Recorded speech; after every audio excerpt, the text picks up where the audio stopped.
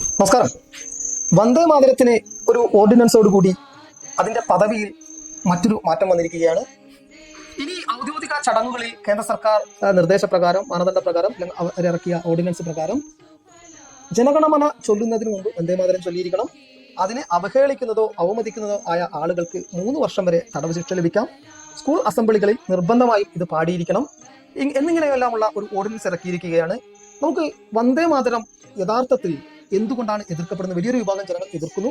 എന്തുകൊണ്ടാണ് എതിർക്കപ്പെടുന്നത് വന്ദേ മാതരം? അതിന് മതപരമായിട്ടുള്ള ഒരു മാനം കാണുന്നത് എന്തുകൊണ്ടാണ്? അതിനു മുമ്പ് മറ്റു ചില കാര്യങ്ങൾ നമ്മൾ പരിശോധിക്കപ്പെടേണ്ടതുണ്ട്. വന്ദേ മാതരവും ജനഗണമനയും രണ്ടും ഈ ഭാരതത്തിലെ പൗരന്മാർ ഹൃദയത്തോട് ചേർത്ത് വെച്ച ദേശീയ ഗാനവും ദേശീയ ഗീതവുമാണ്. പക്ഷെ ഒന്ന് നമുക്ക് 2 വ്യക്തികളെ കുറിച്ച് പറയാമെങ്കിൽ, അല്ലെങ്കിൽ 2 വ്യക്തികളെ കുറിച്ച്, 2 സ്വതന്ത്ര സമര പോരാളികളെ, അല്ലെങ്കിൽ ഈ സ്വാതന്ത്ര്യത്തിന് വേണ്ടി സമരം ചെയ്ത 2 ആളുകളോട് ഈ 2 ഗാനങ്ങളെ നമുക്ക് താരതമ്യപ്പെടുത്താൻ സാധിക്കുമെങ്കിൽ, ജനഗണമന എന്നുള്ള ആ ഒരു ദേശീയ ഗാനം, നമ്മുടെ ദേശീയ ഗാനം, ആ ദേശീയ ഗാനത്തെ ജവഹർലാൽ നെഹ്റുവിനോട് നമുക്ക് താരതമ്യപ്പെടുത്തുമ്പോൾ നോക്കൂ, വന്ദേ മാതരം വന്ദേ മാതര ഗാനത്തെ നമുക്ക് സുഭാഷ് ചന്ദ്രബോസിനോടാണ് താരതമ്യപ്പെടുത്താനാവുക. എന്തായിരിക്കാം ഇങ്ങനെ ഒരു താരതമ്യം ചെയ്യാൻ എനിക്ക് തോന്നിയതെന്ന് നിങ്ങളൊന്ന് മനസ്സിലാക്കേണ്ടതുണ്ട്. 1911 രവീന്ദ്രനാഥ ടാഗോറാണ് ജനഗണമനയ്ക്ക് രൂപം കൊടുക്കുന്നത്, അദ്ദേഹം രചിക്കുന്നത്. ബറോഡോ ഭാഗ്യ വിദോദ എന്നുള്ള ഒരു ബ്രഹ്മസമാജത്തിന്റെ അവരുടെ ഒരു ഹിന്ദുമത ഗീതമായിട്ടാണ് അത് ആദ്യം രചിക്കപ്പെട്ടതത്രേ. നമുക്ക് അതിനെക്കുറിച്ച് അറിയില്ല. ഒരു ഹിന്ദുമത ഗീതമായിട്ടാണ് രചിക്കപ്പെട്ടതെന്ന് പറയുന്നു. അതിനുശേഷം അങ്ങനെ ഒരു വെർഷൻ അതിനോട് ഒരു നോക്കൂ, ഇതിന് വന്ദേ മാതരത്തിന് മതപരമായ ഒരു പക്ഷം, മതപരമായിട്ടുള്ള ഒരു മാനം കൽപ്പിക്കുമ്പോൾ വന്ദേ മാതരത്തിന് ബറോഡോ ഭാഗ്യോ വിദാത എന്നുള്ള രീതിയിൽ ബ്രഹ്മസമാജത്തിനുള്ള ഹിന്ദു കീർത്തനമായിട്ടാണ് ഇത് രചിച്ചത് എന്നുള്ള കുറച്ച് ആളുകൾ പറയുന്നു. പക്ഷേ അതിനും വലിയൊരു വിവാദം ഈ ജനഗണമനയെ കുറിച്ചുണ്ട്. ഞാൻ ജവഹർലാൽ നെഹ്റുവിനെ എന്തുകൊണ്ടാണ് ജനഗണമനയോട് താരതമ്യപ്പെടുത്തിയത് എന്നുള്ള ഒരു കാര്യം നിങ്ങൾ ഓർക്കണം. ഇതിന് മറ്റൊരു മാനമുണ്ട്. ഇത് ഒരു ബ്രിട്ടീഷ് ഭരണാധികാരിയെ പുകഴ്ത്തിക്കൊണ്ടാണ് ജനഗണമന ആദ്യമായിട്ട് എഴുതിയത് എന്നാണ് ഒരു പക്ഷം പറയുന്നത്. സുഭാഷ് ചന്ദ്രബോസിനെ എന്തുകൊണ്ടാണ് വന്ദേ മാതരവുമായി ഞാൻ താരതമ്യപ്പെടുത്തിയത്? നോക്കൂ, 1876 ബങ്കിം ചന്ദ്ര ചാറ്റർജി, ബംഗാളിയായിട്ടുള്ള ബങ്കിം ചന്ദ്ര ചാറ്റർജി എന്ന് പറയുന്ന ഒരു ബ്രിട്ടീഷ് സർക്കാർ ഉദ്യോഗസ്ഥനായിട്ടുള്ള ഒരു കവി, അദ്ദേഹം ഈ വന്ദേ മാതരം എഴുതുന്നത്. അതിനുശേഷം തൻ്റെ നോവൽ, അദ്ദേഹം പിൽക്കാലത്ത് ഒരു നോവൽ എഴുതി, ആനന്ദമഠം എന്ന പേരിൽ സന്യാസിമാരുടെ പോരാട്ടത്തെക്കുറിച്ചാണ്, ഒരു ദേശത്തിന് വേണ്ടിയുള്ള പോരാട്ടത്തെക്കുറിച്ചാണ് ആ ആനന്ദമഠം നോവൽ. ആ നോവലിൽ ഇത് ചേർക്കപ്പെട്ടു. അതിനുശേഷം അത് കുറച്ചുകൂടി വിപുലീകരിച്ചുകൊണ്ട് അത് ചേർക്കപ്പെട്ടു. അതിനുശേഷം ഈ വന്ദേ മാതരം എഴുതപ്പെട്ടതിന് ശേഷം, ഇല്ലെങ്കിൽ വന്ദേ മാതരം പിന്നീട് നടന്ന സ്വതന്ത്ര സമര പോരാട്ടങ്ങളിൽ ആളുകളെ ആവേശം കൊള്ളിച്ചു. ഓരോ തവണയും വെടിയേറ്റ് മരിച്ചിരുന്ന പല ആളുകളും വന്ദേ മാതരം, ബ്രിട്ടീഷുകാരുടെ വെടി നെഞ്ചിലേറ്റുവാങ്ങുമ്പോഴും വന്ദേ മാതരം ചൊല്ലിക്കൊണ്ട് മരിച്ചുപോയ ഒട്ടനവധി ധീര ദേശാഭിമാനികൾ, അവരെ പ്രചോദിപ്പിച്ചിരുന്നു എല്ലാ കാലത്തും വന്ദേ മാതരം സ്വാതന്ത്ര്യ സമരത്തിന്റെ ചരിത്രത്തിൽ നിന്ന് ഒരിക്കലും മാറ്റിവെക്കാൻ കഴിയാത്ത ഒരു സ്ഥാനം ഉണ്ടാകും. പക്ഷെ അതിന് അർഹമായിട്ടുള്ള ഒരു പ്രാധാന്യം നമുക്ക് ലഭിച്ചുവോ? നോക്കൂ, നേതാജി സുഭാഷ് ചന്ദ്രബോസിന്റെ പോരാട്ടം ഇല്ലായിരുന്നുവെങ്കിൽ ഈ ഭാരതത്തിന് സ്വതന്ത്രം ലഭിക്കുമായിരുന്നില്ല. ബ്രിട്ടീഷ് പ്രധാനമന്ത്രിയായിട്ടുള്ള ക്ലെമന്റ് അറ്റ്ലി പിന്നീട് മഹാത്മാഗാന്ധിയുടെ സ്വാതന്ത്ര്യ സമരത്തിൽ സ്വതന്ത്രം ഇന്ത്യക്ക് നൽകുവാനുണ്ടായിരുന്ന അതിന്റെ പങ്കിനെ പറ്റി പറഞ്ഞപ്പോൾ മിനിമൽ എന്നാണ് പറയുന്നത്, വളരെ കുറവാണ് എന്നാണ് പറയുന്നത്. പക്ഷേ അവർക്ക് ഭയം ഉണ്ടായിരുന്നത് യഥാർത്ഥത്തിൽ സുഭാഷ് ചന്ദ്രബോസിനെയായിരുന്നു.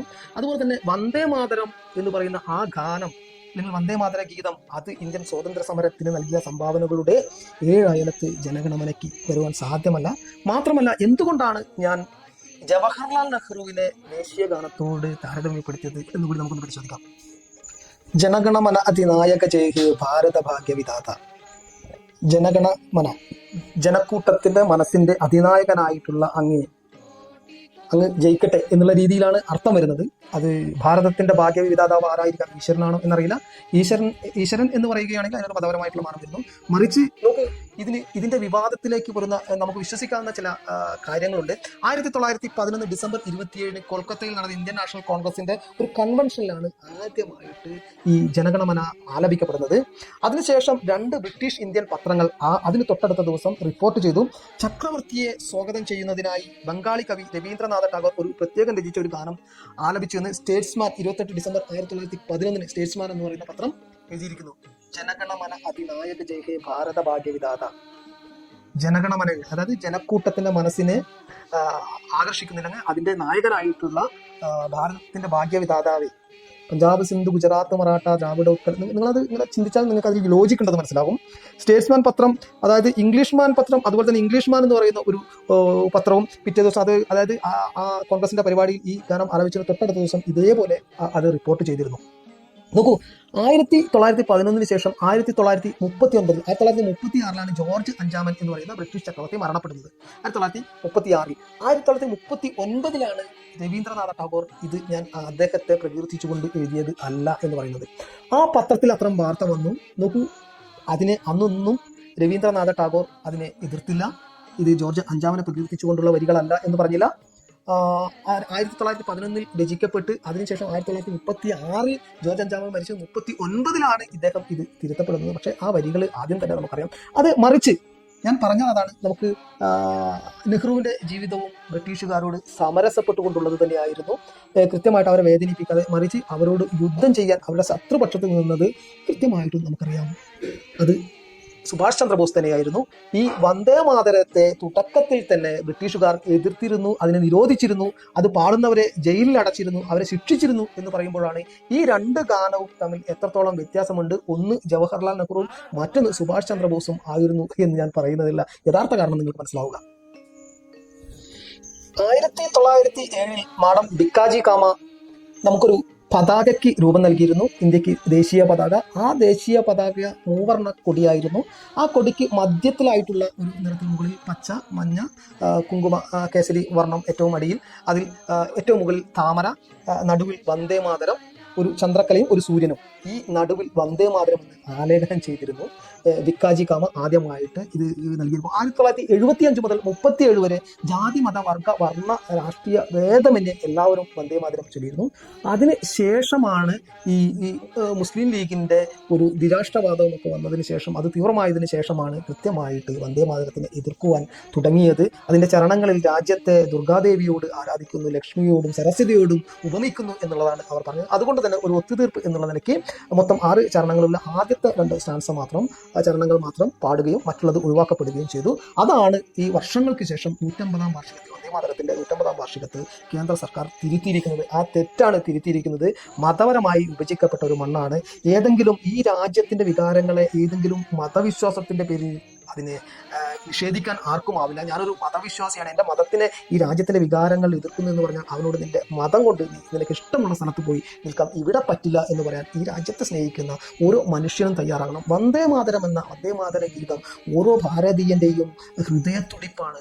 ഈ രാജ്യത്തിൻ്റെ സ്വാതന്ത്ര്യത്തിന് ഇത്രയേറെ സംഭാവന നൽകിയ മറ്റൊരു ഈണമില്ല, വരികളില്ല, ഗാനമില്ല. അതിനെ പേരിൽ മതപരമായിട്ടുള്ള അസഹിഷ്ണുത കാണിക്കുന്നതും അതിനെതിരെ വികാരങ്ങളും ഈ വിവാദങ്ങളും ഉണ്ടാക്കുന്നതും രാജ്യദ്രോഹമാണെന്ന് പറയാതെ വയ്യ. കാരണം വന്ദേ മാതരം അത്രയും ആദരവ് അർഹിക്കുന്നു മറ്റേത് ഗാനത്തെക്കാളും. നോക്കൂ, ഇന്ന് നമ്മുടെ ദേശീയ ഗാനം അത് എന്തെല്ലാം പറഞ്ഞാലും നമുക്കറിയാം. ദേശീയ ഗാനം ജനഗണമന ഇപ്പോൾ ജോർജ് അഞ്ചാമനെ സ്തുതിച്ചുകൊണ്ട് രവീന്ദ്രനാഥ് ടാഗോർ എഴുതിയ ഒരു ഗാനമാണെന്നുള്ള വിവാദം നിലനിൽക്കെ തന്നെ ഇനി അതിനെ അവഹേളിക്കാൻ നമുക്കാവില്ല. കാരണം എത്രയോ കാലങ്ങളായി നമ്മുടെ സിരകളിലൂടെ ഒഴുകുന്ന രക്തത്തിൽ കടന്നു പോയിട്ടുണ്ട് നമ്മുടെ ദേശീയ ഗാനം ജനഗണമന. അത് നമ്മുടെ വികാരമാണ്, അതിനെ അവഹേളിക്കാൻ നമുക്കാവില്ല, അതിനെ തള്ളിപ്പറയാൻ നമുക്കാവില്ല. അതുപോലെ തന്നെയാണ് വന്ദേ മാതരവും. വന്ദേ മാതരവും ഈ രാജ്യത്തിൻ്റെ ഒട്ടനവധി സ്വതന്ത്ര സമര സേനാനികൾ അവരുടെ നെഞ്ചിലേക്ക് ബ്രിട്ടീഷുകാരുടെ വെടിയുണ്ടയേറ്റ് വീണ് പിടഞ്ഞു തീരുമ്പോഴും വന്ദേ മാതരം വിളിച്ച് മരിച്ചുപോയ ഒട്ടനവധി അറിയുന്നതും അറിയാത്തതുമായിട്ടുള്ള ആയിരക്കണക്കിന് സ്വതന്ത്ര സമര സേനാനികൾ അവരുടെ ജീവന്റെ തുടിപ്പാണ് ഈ വന്ദേ മാതരം. ആ വന്ദേ മാതരത്തെ എതിർക്കുന്നത് ഈ രാജ്യത്തിന്റെ മുന്നോട്ട് പോക്കിന് ഒട്ടും ഭൂഷണമല്ല. കേന്ദ്ര സർക്കാർ ഒരു തെറ്റ് തിരുത്തിയിരിക്കുകയാണ്. അതിനെ എതിർക്കാൻ നിൽക്കാതെ അതിനെ കൈയടിച്ച് അംഗീകരിക്കുവാൻ രാജ്യസ്നേഹികൾ എല്ലാവരും തയ്യാറാവണം. എൻ്റെ മതത്തിന് ഇത് നിഷിദ്ധമാണെന്ന് പറയുന്നവരോട് അത്തരം ആളുകൾക്ക് അവരുടെ മതപരമായിട്ടുള്ള ആചാരങ്ങളും കാര്യങ്ങളും ചെയ്യാൻ പറ്റുന്ന രീതിയിൽ 1947 ഒരു രാജ്യം രൂപീകരിക്കപ്പെട്ടിട്ടുണ്ട്. ആ രാജ്യത്ത് നിങ്ങൾക്ക് പോകാം. ഇവിടെ ഈ രാജ്യത്തിന്റെ വികാരങ്ങളെ എതിർത്തുകൊണ്ട് എൻ്റെ മതം ഇതിന് തടസ്സമാണെന്ന് പറയുക, മതത്തിനനുസരിച്ച് മതത്തിന്റെ കാര്യങ്ങളെല്ലാം ചെയ്യുവാൻ വേണ്ടി അതിനനുസരിച്ചുള്ള ഒരു ഭൂവിഭാഗവും ഒരു രാജ്യവും ലഭിച്ചിട്ടുണ്ട്. അങ്ങോട്ട് പോകാമെന്ന് പറയാൻ ഈ രാജ്യത്തെ സ്നേഹിക്കുന്നവൻ തയ്യാറാകണം എന്ന് മാത്രം പറഞ്ഞുകൊണ്ട് നിർത്തുന്നു. വന്ദേ മാതരം.